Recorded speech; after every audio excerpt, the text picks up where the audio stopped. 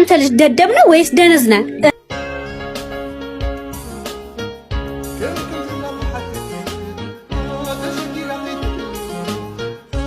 ወይ ይሄ ልጅ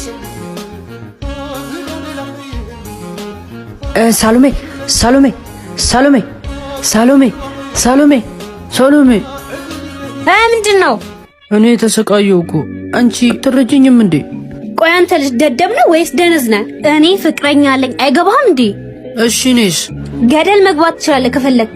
ሳሎሜ እንዳትከተለኝ።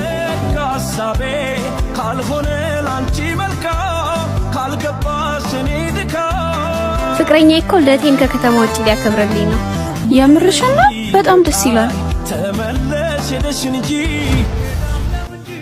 ኦፍ ያጅል መጣልሽ ደግሞ አውኢት ውይ አልፋታለኝ እኮ